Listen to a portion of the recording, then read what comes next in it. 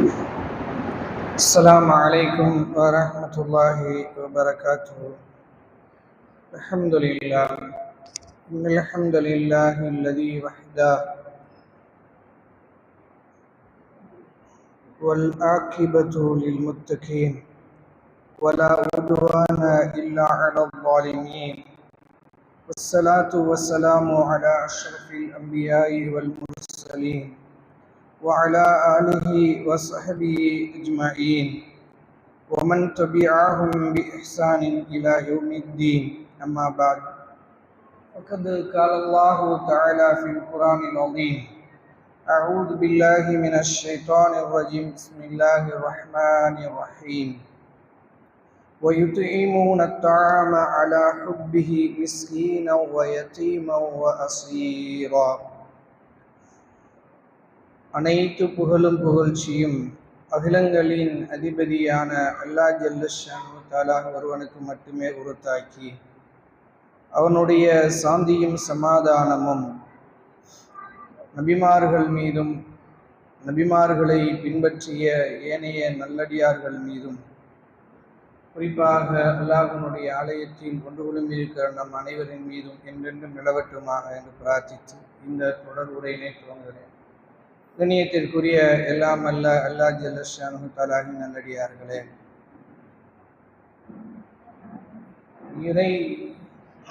இறைவன் நமக்கு வழங்கியிருக்கிற பண்புகளில் ஒரு பண்பு நேசம் வைப்பது, அன்பு செலுத்துவது என்பது. அந்த அன்பு என்பதை எதன் மீதெல்லாம் எப்படி எந்தெந்த வகைகளில் இருக்கும் என்பதை இமாம் அவர்கள் பிரித்து கொடுத்ததை நாம் அறிந்தோம். குறிப்பாக இமாம் ஷேக் சாலிஹுல் ஃபௌசான் ஹஃபில்லஹுல்லா அவர்கள் அழகாக 3 வகையினரை பிரித்து கொடுத்திருக்கிறார்கள். ஒன்று இயல்பான நேசம், பிரியம் வருவது; இன்னொன்று கருணைமயமான நேசம் வருவது; நட்பு ரீதியான நேசம் வருவது என்று மனிதர்களுக்கு மத்தியிலே இந்த நேசம் விரிவடைகிறது. இந்த நேசத்தை சுருக்கமாக சொல்ல வேண்டுமானால், இதுக்கும் மனிதனுடைய ஹேபிட்டுக்கும் சம்பந்தம் இல்லை. ரொம்ப முக்கியமானது. நம்முடைய தபியத்திற்குள்ள இயல்பு. நான் ஒருத்தரை நேசிக்கிறேன்னா அது என்னை சார்ந்தது அல்ல. நான் ஒருத்தரை வெறுக்கிறேன்னா அல்லது எனக்கு பிடிக்காம போகுதுன்னா அதுவும் என்னை சார்ந்தது இல்லை. இந்த ரெண்டுமே பெரும்பாலும் குடும்பங்களுக்குள்ள போட்டி போடுகிற பண்பு. சில பிள்ளைகளை பிடிக்கும், சில பிள்ளைகளை பிடிக்காது, நார்மலாக இருக்கும். ஆனால் எந்த பிள்ளைய பிடிக்காதோ அந்த பிள்ளைகளுக்கெல்லாம் கோபம் வரும். அவன் மேலே மட்டும் ஓவர் அன்பு செலுத்துறீங்க, ஏன் மேலே அன்பு? இந்த பண்பு வருமானா வரும்ன்றாங்க பெருமானார் ஸல்லல்லாஹு அலைஹி வஸல்லம். எப்போ சொல்கிறாங்கன்னா, ரசூல் ஸல்லல்லாஹு அலைஹி வஸல்லத்தினுடைய மனைவிமார்கள்லேயே ரசூலுல்லாஹ்வுக்கு அதிகமாக பிடித்த மனைவி யாரு?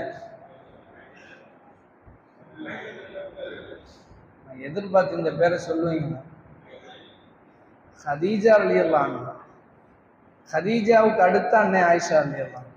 ஏன்னா ரசூல் ஸல்லல்லாஹு அலைஹி வஸல்லம் அவர்கள் நின்றா உக்காந்தா சொல்லுவாங்கள்ல, எனி டைம் இதானா உங்களுக்கு வேலைன்னு. அந்த மாதிரி அன்னை ஹதீஜா ரலியல்லாஹு அன்ஹா அவர்களை ஞாபகம் வைத்திருந்தார்கள், நேசித்தார்கள். ஆனால் அதற்கு பின்னால் அன்னை ஆயிஷா ரலியல்லாஹு அன்ஹா. ஆயிஷா ரலியல்லாஹு அன்ஹா அவர்கள் ரசூலாவோடு வாழுகிற போது அன்னை ஹதீஜா ரலியல்லாஹு அன்ஹா இல்லை. அதனால நமக்கு அப்படி பெருசா தெரியுது. ஆயிஷா ரலியல்லாஹு அன்ஹா மேல உள்ள அந்த நேசம் ஏனைய மனைவிமார்களுக்கு பெரிய கோபத்தை ஏற்படுத்திச்சு. அது குறிப்பா உமர் ரலியல்லாஹு அன்ஹுடைய மகள் ஹப்ஸா ரலியல்லாஹு அன்ஹா அவர்கள் ஒரு தலைமையில் ஒரு குழுவே பிரிஞ்சிருச்சு. பிரிஞ்சு அன்னை ஃபாத்திமாட்ட போய் நேரடியாக முறையிடுறாங்க. நீங்கள் உங்கள் வாப்பாட்ட சொல்லணும், என்ன சரியில்லை, ஆயிஷா அளவுக்கு எல்லாரும் மேலே அன்பு செலுத்துறது இல்லை அப்படின்னு. ஃபாத்திமா ரலியல்லாஹு அன்ஹா ரசூலுல்லாஹ்ட்டே போயிட்டாங்க டைரெக்டாக. போகும்போது கம்ப்ளைண்ட் யாரை பற்றி பண்ண போகிறாங்களோ அவங்களே கூட இருக்காங்க. அது எப்படி இருக்காங்க? ஒரே போர்வைக்குள்ள இருக்காங்க. சின்ன வயசு தான். அன்னை ஆயிஷா ரலியல்லாஹு அன்ஹாவுடைய ரசூலுல்லாஹ்வோடு வாழ்ந்த அந்த வாழ்க்கை இருக்கிறதுல அதில் நமக்கு கணவன் மனைவி என்பதை விட அன்னை ஆயிஷா ரலியல்லாஹு அன்ஹா அவர்களுடைய தியாகம் தான் விளங்க வேண்டும். ரொம்ப சின்ன வயசு, ரசூலுல்லாஹ்விட்ட பாடம் படிக்கிற மாணவி மாதிரி தான். நான் உள்ள போர்வைக்கு போய் படுத்துக்கிடுவாங்க. இது எல்லாரும் வர்றாங்க, அதெல்லாம் உங்களுக்கு தெரியாது. ஏன்னா 10 வயசு 12 வயசு தானே. உள்ளுக்குள்ளே உட்காந்துக்கிட்டு ரசூலுல்லாஹ் தாடியை பிடிச்சிக்கிட்டு அப்படி அந்த மாதிரி ஒரு ரொம்ப இணக்கமாக வாழ்ந்த அப்போ உள்ள இருக்கிறாங்க, ஒரே போர்வைக்குள்ள இருக்காங்க. இப்போ ஃபாத்திமா ரலியல்லாஹு அன்ஹா கம்ப்ளைண்ட் என்ன பண்ண போறாங்க, நீங்க ஏனைய மனைவிமார்களை விட ஆயிஷாவை தான் ரொம்ப நேசிக்கிறீங்களா, அது அவங்களுக்கெல்லாம் பொறாமையா இருக்கு, கோபமா இருக்கு, நீங்க எதை சொல்றீங்க அப்படின்னு. அப்ப நபி ஸல்லல்லாஹு அலைஹி சொன்னாங்க, என் வசத்தில் இல்லாத ஒரு விஷயத்தை என்னை குற்றம் சுமத்தாத மகளே. எப்படி என் விஷயத்தில் எது கண்ட்ரோல் இல்லையோ அதை என்னை குற்றம் சுமத்தாதீங்க. நான் ஆயிஷாவை நேசிப்பதை நானா முடிவெடுக்கல, அல்லாஹ் அப்படி வச்சிருக்கிறேன். அது அவன் எடுக்கிற முடிவு. யார் எடுக்கிற முடிவு? ரொம்ப கவனமான வார்த்தை. அல்லாஹ் உள்ள கட்டளையில் உள்ள அதிகாரம் அவன் தான் அதை ஏற்படுத்துறான். அப்படி ஏற்படுத்துறதுல என்னை குற்றம் சொல்லி என்ன பிரயோஜனம்? ஒன்றும் கிடையாது, விட்டுருங்கன்ட்டாங்க. அப்படி சேர்த்து ரசூல்லா இன்னொரு செய்தியை சொல்லிட்டாங்க, நான் விரும்புவதில்லை, நீங்க விரும்ப மாட்டீங்களா அப்படின்னு. இப்ப ஃபாத்திமா ரலியல்லாஹு அன்ஹா எந்த கட்சிக்கு போனோம்? ஆயிஷா கட்சிக்கு வந்துட்டாங்க. நானும் விரும்புறேன்ட்டு போயிட்டாங்க. இப்ப ஆள் அனுப்புன கூட்டம் என்ன ஆயிடுச்சு, இருந்த ஒரு விக்கெட்டும் காலி, அங்கிட்டு போய் சேர்ந்துக்கிடுச்சு. அப்படி ஆயிடுச்சு. காரணம் என்னன்னா, அன்பு என்பது நாமளாக இருக்கிறது இல்லை. எல்லா பிள்ளைகள் மீதும் சரிசமமாக அன்பு செலுத்த இயலாது. கொடுக்க முடியும், செலவழிக்க முடியும். ஆனா அன்பு ஒரு பிள்ளை மேல கூடுதலா இருக்குன்னா இருக்கும், அது அல்லாஹ் கொடுப்பது. ஒரு பொருள் மீது கூடுதலாக இருக்கும். நான் ஏற்கனவே சொன்னேன்ல, எல்லாம் மாமிசம் தான், ஆனா ஒரு மாமிசத்து மேல மட்டும் அன்பு கூடுதலா இருக்குல்ல, அது எதை வச்சு போடுறது? அவன் போட்டு விடுறது. நீங்க அதுக்கு எதிராக போய் நின்றுட்டு மல்லு கட்டினா தோத்துத்தான் போகும். தோக்குறோமா இல்லையா? கோழிக்கறியே வாங்கக்கூடாது அப்படின்னு. ஆனா ஒரு கட்டத்துல உள்ள மூஞ்சியை பார்த்து பார்த்து வேற எந்த கறி வாங்கி போட்டாலும் தின்ன மாட்டேது, போனா போகுது அப்படின்னு கோழிக்கறி வாங்கிட்டு வர்றோமா இல்லையா? எதனால? அந்த அன்பு தான் ஜெயிக்குது, அது தோக்கடிக்க முடியாது. ஒரு பிள்ளைக்கு நீங்க இனிப்பு தான் பிடிக்கும், அந்த பிள்ளைக்கு நீங்க இனிப்பை மறைச்சு வச்சாலும் முகமெல்லாம் வாடி சுண்டி அதுவே எதுவும் சொல்லாமையே நமக்கு சொல்லும், பேசாம இனிப்பை வாங்கி கொண்டு போய் கொடுத்துருவோமே, அந்த முகத்துல கொஞ்சம் சந்தோஷத்தை பார்த்துருவோமே. ஏன்? அந்த அன்பு, அந்த ஹுப்பு ரப்புல் ஆலமீனுடைய அதிகாரத்தில் உள்ளது என்பதை ஆழமாக நம்புவோம் இன்ஷா அல்லாஹ். சரிங்களா? இப்ப இது பாடம். இந்த என்ன நேற்று இது சொல்லியிருக்கணும், நேற்று விட்டுட்டேன். நேசிப்பாங்க நேசிப்பாங்க அப்படி போகும் அப்படின்னு. அந்த நேசம் எங்கிருந்து வருது, இந்த அதிகாரம் எங்க இருக்கிறது அப்படின்றது தான் நம்ம தெரியணும். இப்ப அதிகாரம் அங்க இருக்கு. இந்த அன்புல பொதுவானவைகள், குறிப்பான அன்பு என்பது 2 அடிப்படையில் அமையணுமா. இமாம் பின் பாஸ் ரஹ்மஹுல்லாஹ், சாலிஹ் அல் உஸைமீன் ரஹ்மஹுல்லாஹ் 2 பெரும் மூத அறிஞர்களும் சொல்கிறார்கள், கீழ்ப்படிதலும் அர்ப்பணிப்புமான அடிப்படையில் ஏற்படுகிற அன்பு. இந்த 2 வார்த்தைக்கு தான் போட்டாங்க. இந்த 2 வார்த்தையுமே எனக்கு அவ்வளவு சீக்கிரம் உள்வாங்க முடியல. இந்த கீழ்ப்படிதலினாலே அங்க அன்பு, அதிகாரத்துக்கு கீழே இருக்கிறோம் நம்ம மீது அதிகாரம் செலுத்துபவர்கள் மீது அன்பு வருமா அல்லது பணிவு வருமா? பணிவு தான் வரும். அன்பு அங்க எங்க மிகைக்கும், ஆசை இங்க அவங்க மேல வரும். அதை செய், இதை செய், அப்படி செய், இப்படி செய்யு ஒருத்தர் கட்டளை போட்டுக்கிட்டே இருக்காருன்னு வைங்க, அவர்கிட்ட அன்பு வருமா அல்லது உச்சபட்சமா போனா வெறுப்பு வருமா? வெறுப்பு தான் வரும். எப்பப்பா இருந்தாலும் வேலை எழுதிக்கிட்டே இருக்கான், சும்மா இருக்க மாட்டான் போல அப்படின்னு. ஆனா கீழ்ப்படிதலுக்குரிய அன்புன்றாரு. கீழ்ப்படிவதன் மூலமாக அன்பு ஏற்படும் அப்படி என்று சொல்லுகிறார். இன்னொன்னு அர்ப்பணிப்பு. அர்ப்பணிப்புன்னா முழுக்க முழுக்க அவருக்காக எதை வேண்டாலும் செய்வது, எந்த நேரத்தில் வேண்டாலும் செய்வது, எப்படி வேண்டாலும் செய்வது. அவருக்கு ஒரு மனிதருக்காக முழு அர்ப்பணிப்போடு நம்ம நேசிக்கிறோம்னா அவர் விருப்பத்திற்கு நாம் கை பொம்மைகளாக மாறிப்போவது. நினைச்ச மாதிரி ஆட்டுவார், நினைச்ச மாதிரி திருப்புவார், நினைச்ச மாதிரி தலைவிழா கவுத்துவார், எது வேணாலும் செய்வார். ஏன்? அவருக்கு பிடித்தமானவராக, அவருக்கு பிடித்துட்டார் என்பதற்காக நம்மளை ஒப்படைக்கிறோம். இந்த மாதிரியான ஒரு அர்ப்பணிப்பு தான் வணக்கம். நபி ஸல்லல்லாஹு அல்லாஹ் இடத்துல நம்ம நேசம் எப்படி இருக்கணும்னா, ஒன்று அல்லாஹ் சொல்லுகிற கட்டளையை நேசிச்சு கீழ்ப்படியணும். வெறுத்துட்டு போய் கீழ்ப்படிஞ்சீங்கன்னா அது வேஸ்ட்.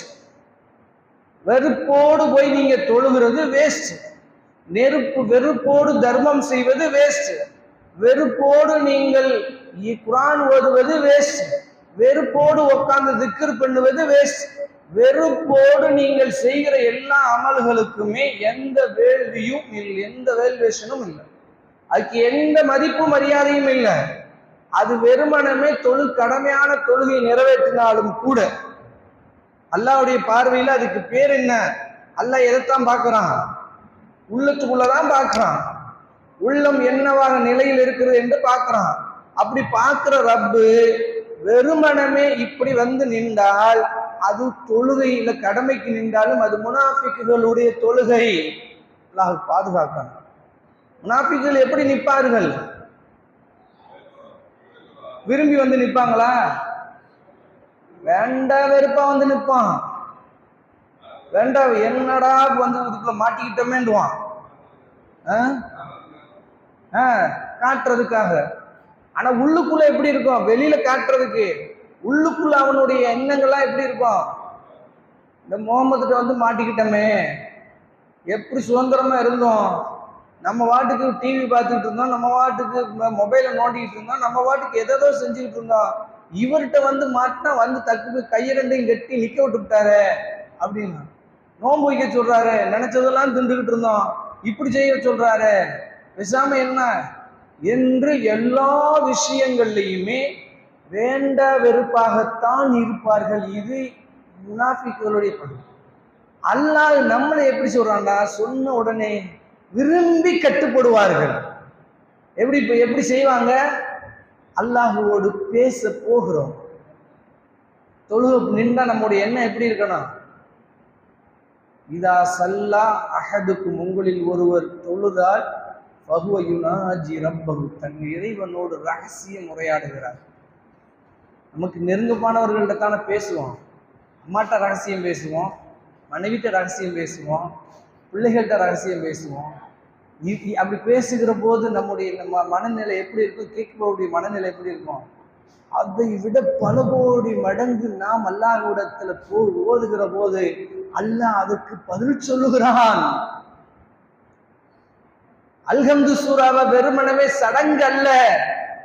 பெருமானார் ஸல்லல்லாஹு அலைஹி வஸல்லம் அந்த அன்புக்கு சொன்னார்கள், மலக்குமார்களை எல்லாம் அல்லாஹ் திரட்டி வைத்திருக்கிறான். யாருக்காக? நாம தொழுக போகிறோம். தக்பீர் கெட்டின உடனே அல்ஹம்துலில்லாஹி ரப்பில் ஆலமீன் என்ற உடனே மலக்குமாரிடத்தில் அல்லாஹ் அறிவிப்பு செய்கிறான், என் அடியான் என்னை புகழ்ந்து விட்டான். நம்ம காதுக்கு வேணா கேட்காம இருக்கலாம். நம்பிக்கை எப்படி இருக்கு? நாம சொல்லுகிற ஒரு வார்த்தைக்கு ரிப்ளை அல்லாஹ் எப்படி கொடுக்குறான்? மலக்குமார்கள்ட்ட புகழுகிறான். அல்ஹம்துலில்லாஹ்னு சொல்லிட்டா என்னைய, அல் ரஹ்மான் அர் ரஹீம், என் இறை என்னை எவ்வாறு கண்ணியப்படுத்த வேண்டுமோ அவ்வாறு கண்ணியப்படுத்தி விட்டான். யூதர்களுக்கும் நமக்குமான வேறுபாட்டை அல்லாஹ் விளக்குறான். யூதர்களுக்கு அல்லாஹ் சொன்னார், இவர்கள் அல்லாஹ்வை கண்ணியப்படுத்த வேண்டிய முறையில் கண்ணியப்படுத்தவில்லை. கிறிஸ்தவர்கள் கண்ணியப்படுத்த வேண்டிய முறையில் கண்ணியப்படுத்தவில்லை.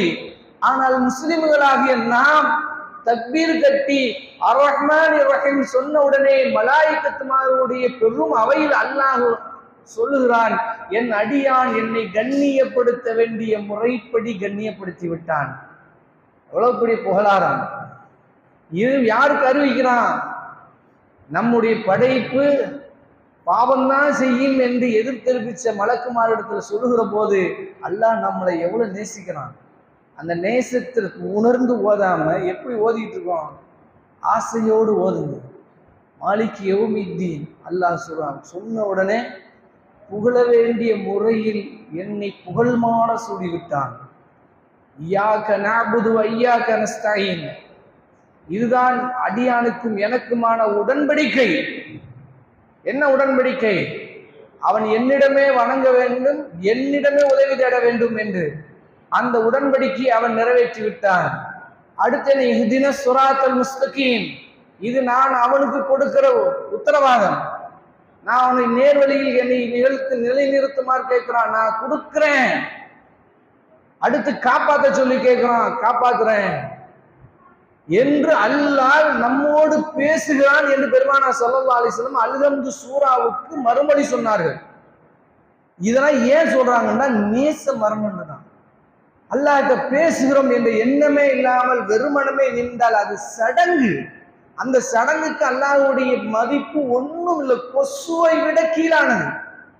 ஆனா இந்த உணர்வோடு நீங்க நின்று பாருங்க, எவ்வளவு நேரம் நின்றாலும் தரும், நின்றுட்டே இருப்போம். ஏன்? காலுக்கு தெரியாது, காலு நேசிக்குது அல்லாஹ் வலி. அதான் சொல்றோம்ல, ஒருத்தரை நேசிக்கிற போது அவருக்காக செய்கிற தியாகம் நமக்கு இன்பத்தை தான் கொடுக்கும். கொடுத்துச்சா சஹாபாக்களுக்கு? விடிய விடிய நின்று தொழுதாங்களா? ஒரு சஹாபி கூட சோர்வடைஞ்சு விழுந்ததாக இல்லையே. ஏன்? நோன்பு வச்சுக்கிட்டு வாங்கன்னு கூப்பிட்டோன்னே போனாங்களா? ஜிஹாது களத்துக்கு போனாங்களா? போகும்போது எப்படி இருந்தது அவங்களுடைய நிலைமை? உணவு இல்லை, காலில் செருப்பு இல்லை, உடுத்துறதுக்கு ஆடை இல்லை. ஒரு போருக்கு பேரே ஒட்டு துணி போர். உலகத்தில் இப்படி ஒரு போர் பேர் வச்சிருப்பாங்களா? பேர் என்னது? ஒட்டு துணி போர். ஏன்? காலில் செருப்பு இல்லை, நடந்து நடந்து போன அந்த கால்கள் தேஞ்சி பாதத்தில் அந்த தோலே இல்லாமல் பாதமெல்லாம் ரத்தமாக வடிஞ்சது. அதுல பாலைவனத்துல நடந்தா என்ன ஆகும்? ரத்தமும் மணலும் கலந்து கொடூரமான வேதனையை கொடுத்தது. அப்ப கூட நாங்க சிரமத்துக்கு வந்துட்டோம்னு சொல்லல. இந்த சொன்னார்கள், அல்லாஹ்வும் ரசூலும் எங்களுக்கு இதைத்தான் வாக்களித்தார்கள், இதைத்தான் சொன்னாங்க, இப்படித்தான் நாங்க வாழ்வோம்னு சொன்னாங்கன்னாங்க. அது ஏன்? நேசம், அல்லாஹ் மீது உள்ள நேசம். அதை மறைக்கிறதுக்கு தான் ஆடைகளை கிழித்து கீழே காலில் கட்டிக்கிட்டாங்க. அந்த போருக்கு பேர ஒட்டு துணி போர். இப்படி நீங்க நிறைய எடுக்கலாம். அல்லாஹுவை நேசிக்க, முழுமையாக நீங்க நேசிக்க ஆரம்பிச்சா, அல்லாஹ் சொன்னவைகளில் உங்களுக்கு இன்பம் ஏற்பட்டால் அன்பு இருக்குன்னு அர்த்தம். அதுல விஷயம் என்னன்னா, அல்லாஹ் சொன்னதை செய்கிற போது மனம் குதூகலமாக இருந்தால் அன்பு அல்லாஹ் மீது இருக்கிறதுன்னு அர்த்தம். சோம்பேறித்தனமோ அல்லது வேறு சிந்தனைகளோ வேண்டா வெறுப்போ வந்தால் அதுக்கு பேர் என்ன? அல்லாஹுதான் தரத்ததுன் ஆரம்பத்தில் சொன்ன தடுமாற்றத்தில் இருப்பவர்கள், எப்பயுமே சந்தேகத்தில் இருப்பவர்கள். அல்லாஹ் அந்த மாதிரி உள்ள நிலைமையில நாம் பார்க்கணும். அதனால ரசூலுல்லாஹ் சொன்னாங்க, நீங்க நல்ல நிலையில இருந்தா தொழுங்க. பயணத்துல போயிட்டு வந்தீங்களா, களைப்பா இருக்கா, உடனே கண்டிப்பாக தொழுது ஆகணுன்றலாம் ஒன்றும் இல்லை. தூக்கம் வந்து சார் தூங்கிடுங்க. போய் தூக்கத்தில் அறகுறையா உட்காந்துக்கிட்டு அல்லாட்ட உட்காந்து என்ன பேசுறது உங்களுக்கும் தெரியாம எனக்கு அவனுக்கும் அதை வேண்டா வெறுப்பா செய்து போல போய் தூங்கிடுங்க. நல்லாவா எந்திரிச்சு அப்புறம் ஃப்ரெஷ்ஷாக ஆயிட்டு தொழுங்க. தொழுகைக்கு ரசூலுல்லாஹ் சொல்றாங்க, வேண்டா வெறுப்பா செய்யறதுக்கு பேர அமலே இல்லை. நீங்க முழுமையா கீழ்ப்படிய வாங்க. அர்ப்பணிப்பு செய்கிற போது அல்லாஹ் உங்களை பார்த்து சந்தோஷப்படுகிறான், நம்புங்க. தாய் கஷ்டப்படுகிற போது, பிள்ளை கஷ்டப்பட்டு படிக்கிற போதோ, கஷ்டப்பட்டு வேலை செய்கிற போதோ, தாய் இந்த கஷ்டத்தை வாங்குறாளே, அவள் மீது வெறுப்பு வருமா அல்லது நம்மளை பண்படுத்துகிறாள் என்ற எண்ணம் வருமா? பண்படுத்துறாள் தானே. ஸ்கூல்ல போட்டு நிமித்தி எடுக்கிறாங்க, எக்ஸசைஸ் இந்த பேர்ல போய் ஜிம்ல போட்டு நிமித்தி எடுக்கிறான். 20 கிலோலா தூக்குறான், 60 கிலோ தூக்குறான், 100 கிலோ தூக்குறான். என்னண்டா, எங்க மாஸ்டர் ஆசைப்பட்டார், எங்க மாஸ்டர் என் மேல் நம்பிக்கை வைத்திருக்கிறார், உலகத்துல ஒரு முறையாவது ஒலிம்பிக்ல நான் சாம்பியன் ஆகணும்னு என்று 200 கிலோ தன்னந்தனியாக அசால்ட்டா தூக்கி போடுறான். ஆனா அல்லாஹ்வுக்காக தாடி வைங்கப்பானா நமக்கு கோவம். என்ன நேசம், யோசிச்சு பாருங்க. நம்ம நேசத்தை பாருங்க. கரண்டை காலைக்கு மேல தூக்குங்க. கரண்டை காலுக்கு மேல தூக்கணுமா? ஃபேண்ட்டை கட் பண்ண ஒரு மாதிரியா இல்ல இருக்கு. கையிலையாவது எப்படியா தூக்கி கட்டிக்கிறோம். ஃபேண்ட்டு வருதா? புர்கா போடுங்க பெண்களை. இங்க முஸ்லீம் பெல்ட்டா இருக்கும்போது போட்டுக்கிறோம். வெளியில போயிட்டா ஃபர்ஸ்ட் முகம், அப்புறம் கொஞ்ச நேரம் சின்ன தலை, அப்புறம் கொஞ்ச நேரம் போயாச்சுன்னா சுத்தமா புர்காவே எங்கேயோ தொங்கிக்கிட்டு கிடக்கு. என்னன்னா நேசம். இது நேசத்துல பொருள வேஷம். அல்லாஹ் சொல்லிட்டான் என்பதற்காக மட்டும் செய்யுங்கள். சஹாபாக்கள் அதுலதான் இன்பம் கண்டார்கள்.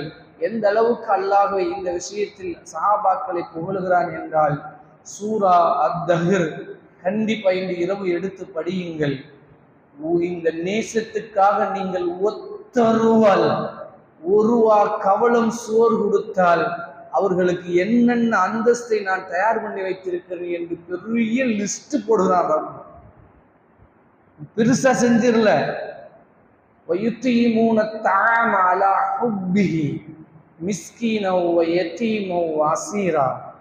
அல்லாஹ்வுடைய நேசத்திற்காக ஏழைகளுக்கும் அனாதைகளுக்கும் கைதிகளுக்கும் அவர்கள் உணவளிக்கிறார்கள். சாப்பாடு தான் கொடுத்தாங்க. ஆனா அந்த செயலை யாருக்காக செஞ்சாங்க? அல்லாஹ்வுடைய நேசத்திற்காக. நான் அல்லாஹ்வை விரும்புகிறேன் என்று அடையாளமாக செஞ்சார்கள். அப்படி கொடுக்கிற போது அவர்களுக்கு நமக்கு இருந்த மாதிரியான வசதி வாய்ப்புகள் இருந்துச்சா? நமக்கு இருந்த மாதிரி வேணா நமக்கு இருப்பதில் பாதியாவது இருந்துச்சா? இல்லை. நமக்கு இருப்பதில் 10ல் 1 இருந்துச்சா? இல்லை. தட்டு கிடையாது, நல்ல மாவு ரொட்டி கிடையாது, நமக்கு இருக்கிற மாதிரியான பொரிச்ச கறிகளோ நீண்ட வகையான பதார்த்தங்களோ கிடையாது. அவர்கள்ட்ட இருந்த உணவு என்னென்றால் சில பேரித்த மரங்கள், சில காய்ந்த ரொட்டிகள். அந்த ரொட்டியை கொண்டு போய் கொடுத்த அந்த உணவு யாருக்காக வைத்திருந்தார்கள்? தங்களுக்கும் தங்களுடைய குடும்பத்துக்காக வைத்திருந்தார்கள்.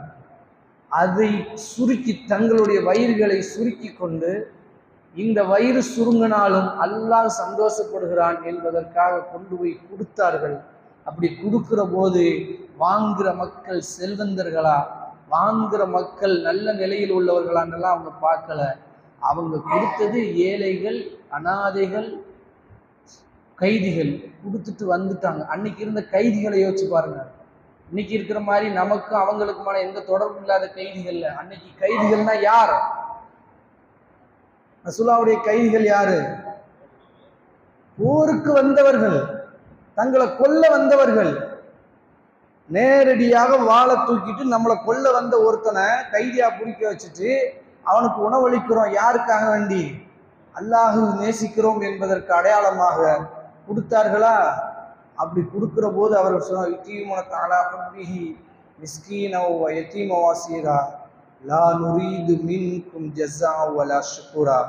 உங்களிடத்திலும் நாங்கள் எந்த பிரதிபகாரத்தையும் ஒரு நன்றி என்ற சொல்லை கூட எதிர்பார்க்கல. நாங்க எதுக்கு செஞ்ச தெரியுமா? இன்னா நகாஃபு மின் ரப்பினா யௌமன் அபூசன் கம்தரீரா. கடுமையான வேதனைகள் சூழ்ந்திருக்கிற அந்த நாளுக்கு பயந்து நாங்கள் உங்களுக்கு உணவு கொடுத்தோம். நன்றின்னு சொல்லி அந்த எங்களுக்கு அல்லாஹ்வுடைய நேசத்துல குறை வச்சிடாதீங்க, அல்லாஹ்வுடைய அச்சத்துல குறைய வச்சு விட்டுறாதீங்க. நீங்க வாட்டுக்கு போங்க பாவா, சாப்பிட்டீங்களா அல்ஹம்துலில்லாஹ்னு யாருக்கு சொல்லுங்க? அல்லாஹ்ட்ட அல்ஹம்துலில்லாஹ்னு சொல்லுங்க. எங்களுக்கு உங்களுக்கு எந்த பிரச்சனையும் இல்லை, போயிட்டே இருங்கட்டாங்க. இப்படி ஒரு சின்ன செயலுக்கு, ஒரு உணவளிச்சதுக்கு இப்படி என்றால் மற்ற பெண்ணம்பரிய செயல்கள் செய்தவர்களுக்கெல்லாம் அல்லாஹ் இது சொல்லிட்டானா? சரி, இவர்களுக்கு கூலி என்ன அல்லாஹ் வச்சிருக்கிறான்? நீங்க குர்ஆன்ல படிங்க, நாளைக்கு கேட்பேன். எத்தனை கிரேட் அதுக்குள்ள சொல்றான்னு கற்பனை கூட செய்ய முடியல. படிச்சு பார்த்து சுப்ஹானல்லாஹ். உண்மையிலேயே அவன் மகாரம், அவன் தயாளன், வாரி வழங்கும் வகாப் வல்லல்ன்றான். அந்த ஒரு செயலுக்கு அவன் கொடுக்கிறான் பாருங்க, அடுக்குறான் அடுக்குறான் அடுக்குறான் அடுக்குறான், அவ்வளவு அடுக்குறான். கடைசியாக படிக்கும்போது கண்ணீர் தான் வருது. இந்த செயல் வகான சஅய்க்கும் மஷ்கூரா, நன்றி செலுத்துவதற்கு தகுதியான செயல். யார் நன்றி செலுத்துவதற்கு? அல்லாஹ் நமக்கு நன்றி கொடுப்பதற்கு தகுதியான செயல்றான். நாம நின்று நின்று வணங்குறோம், ஒரு தகுதியும் காணும். அல்லாஹ் நம்மளை ஒரு ஏறெடுத்து பார்க்க மாட்டோம். ஏன்னா அதுல ஹுப்பு இல்லை, அதுல வெறுமனமே ஏதோ கடமை நிறைவேற்றுகிறோம் என்ற அலட்சிய போக்குகள் இருக்கிறது. அல்லாஹ் நம்மளை பார்க்கணும், பாதுகாக்கணும். ஃபர்ஸ்ட் ஈதை மாற்று. இப்படி இருந்து தொழுதுட்டால் என்ன கிரேடு? இப்படி இருந்த ஒருத்தர் தொழுகல, நோன்பு வைக்கல, எதுவுமே வைக்கல. ரசூலாட்ட ஒருத்தர் வந்து கேட்டார், மத்தா சா, எப்பொழுது மறுமை வரும்னு கேட்டார். ரசூலா சொன்னாங்க, நம்மனா என்ன சொல்லியிருக்கோம்? உண்மை எதை ரசூலாவுக்கு பல்வேறு தெளிவுகளை பல்வேறு இடங்கள்ல சொல்லியிருக்கிறாங்க, அல்லது அந்த கேள்வி, இதே கேள்விக்கு பல்வேறு பதில்களை ரசூலா சொல்லியிருக்கிறாங்க. ஆனா இப்ப அந்த சஹாபிட்ட கேட்கிறாரு, அதுக்கு நீ என்ன தயார் பண்ணி வைத்திருக்கிற? அவரு ஒன்றும் கிடையாது. அவர் இப்படி கை வைக்கிறாரு, வச்சோன்ன, ஆனால் இன்னி உஹிப்புல்லாஹ வ ரசூலுஹு ஸல்லல்லாஹு அலைஹி வஸல்லம், நான் அல்லாஹையும் அல்லாஹுடைய ரசூலையும் நேசிக்கிறேன், அந்த ஒன்று தான் என்கிட்ட இருக்கு அப்படின்றார். ரசூலா என்ன சொன்னாங்க? இன்னக்க மன் மஅ அஹ்பப்த, நீ எவர்களை நேசித்தாயோ அவர்களோடு இருப்பாய். நீ எவர்களை நேசித்தாயோ அவர்களோடு இருப்பாய். எங்க அல்லாஹ்வோடுன்னா எங்க இருப்போம்? அர்ஷுக்கு கீழே இருப்போம். வெறுதம்பெரு தொழுதவர்களுக்கு இந்த கிரேட சொல்லல.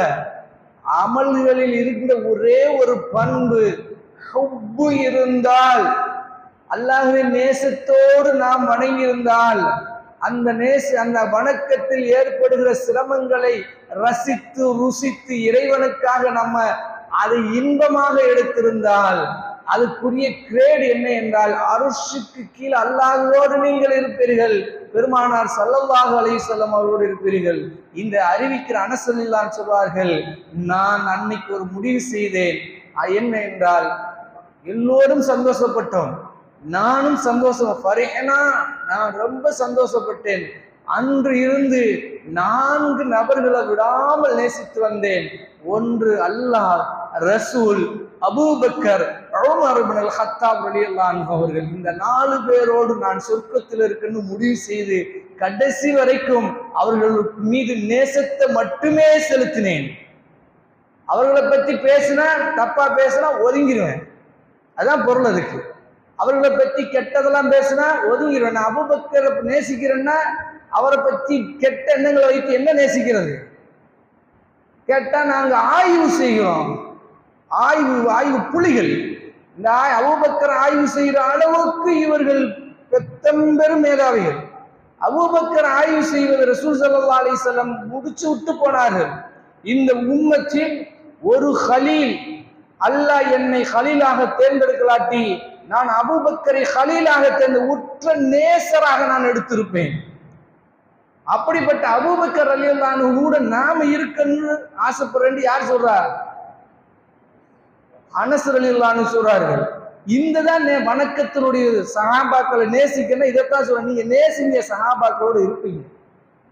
உமரோடு நேசிங்க, உமரோடு இருப்பீர்கள். நீங்கள் உஸ்மான் இப்னு அஃபான் ரலியல்லாஹு அன்ஹு நேசிங்க, அவரோடு இருப்பீர்கள். எங்க இருப்பீங்க? சொர்க்கத்தில் இருப்பீங்க. அன்னை ஆயிஷா ரலியல்லாஹு அன்ஹா நேசிங்க, ஆயிஷா ரலியல்லாஹு அன்ஹோடு இருப்பீர்கள். நீங்க சஹாபாக்களை நேசிங்க, சஹாபாக்களோடு இருப்பீர்கள். அனஸ் ரலியல்லாஹு அன்ஹு அந்த ஹதீஸின் விளக்க சொல்லிட்டேன்னு நான் நினைச்சிட்டு, யா அல்லாஹ் எனக்கு இந்த பண்பை கொடுத்துரு, எல்லா சஹாபியத்துக்கும் எனக்கு இந்த அன்பை மட்டுமே வெளிப்படுத்து.